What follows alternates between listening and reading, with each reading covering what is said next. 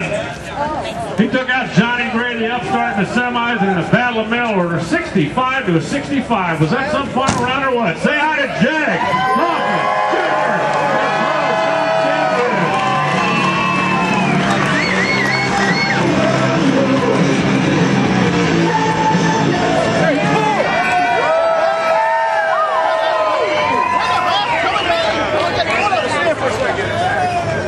Looking at the guys you beat today, that's a pretty special day at the office. No doubt, Alan. You know, anytime before an ACDelco Gatornationals crowd like this, man, to get into the winner's circle, man, it's exciting. But for Victor Cagnazzi and Brita, their family here, man, what an outstanding event for us.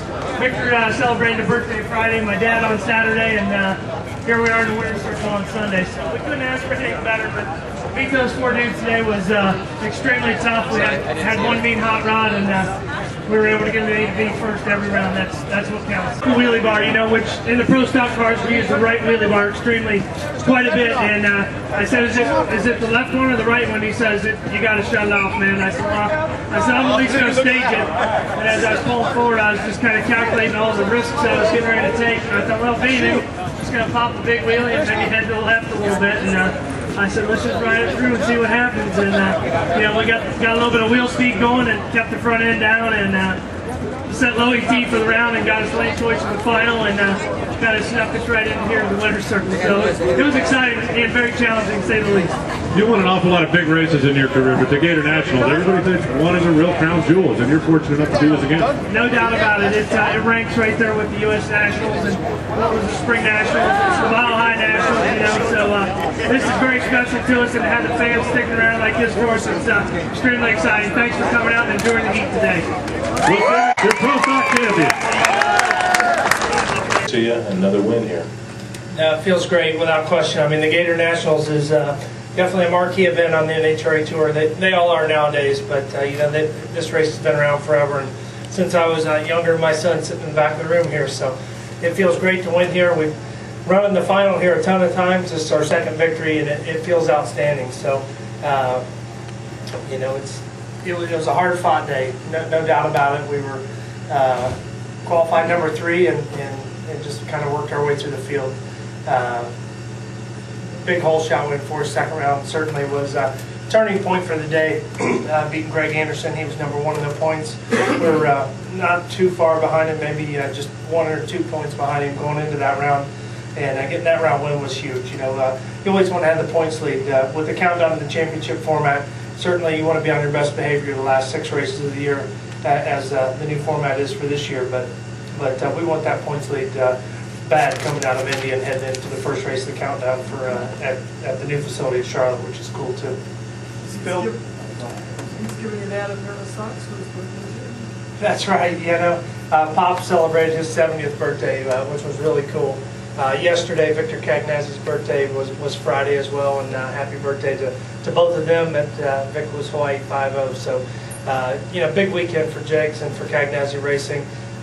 Leaving, as I mentioned, racing Greg second round, obviously getting by him gave us the points lead to get by. Had a little struggle there in the semifinals. Broke a wheelie bar on the burnout. The car shook a little bit on the burnout, and Roy came on the radio. My crew chief said, "Man, you're going to have to shut it down. The wheelie bar's broke." And I said, "Is it the left or the right?" And he says, "It's the right. You're going to have to shut it down." And I got back on the radio and I said, "Man, I'm at least going to stage this thing." And you know, I knew Johnny Gray had been struggling. You know, he won first round on a kind of a pedal fest, and second round about the same thing. And the last thing I was going to do was at least not stage it. And so I rolled forward, and I was just kind of calculating in my head real quick what could happen on this run. And you know, knowing that the right wheelie bar was broke, that's the one that gets, you know, almost 2,000 pounds of pressure in a pro stock car because of the torque flex, and so I knew if anything it would pop a big wheelie and run to the left, and I said, well, here we go, man. It's either going to be a buck and Bronco or what. Let's see if we can make this happen. And as soon as I let the clutch out, it pulled the front end up a little bit, and then it started to spin the tire a little bit, which was fortunate. You know, the track was 126 degrees there in the third round semifinals, and I think that track heat played to our favor because it got the wheels spinning, dropped the front end back down, and ran quick enough to have lane choice for the final. So we went from not staging to running right into the final round and right here in victory circle in the checkers. So it was that was a big round for us as well, and come back after beating Greg and then having that adversity third round, and there's the last reigning champion Jason Lyons sitting next to us. We knew we'd have our hands full, and we had a great drag race. Both of us putting 65s on the board, and I'm glad that the crowd had a good time. How tough has it been not having Dave Conley out here to knock down some of these giants? It certainly wouldn't hurt, that's for sure. And I know, with us doing as well as we have, I mean, we finished second in Pomona, third in Phoenix, and here first. So that's all great things for Cagnazzi Racing, and also in an effort to get Dave Conley and his team funded, for the rest of the season.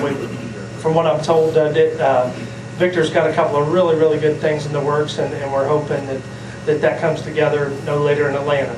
So our fingers are crossed that we need Dave out here. Not only is he a great driver and a good friend of mine, but as you mentioned, he's one of those drivers and has a championship caliber team that can whack out some of these other guys, including ourselves. Let's not kid ourselves, but we're looking forward to the rest of the season and having him join us in the next couple races. Anything else for Jag? Don't drink the Budweiser, it's hot. Thank you very much.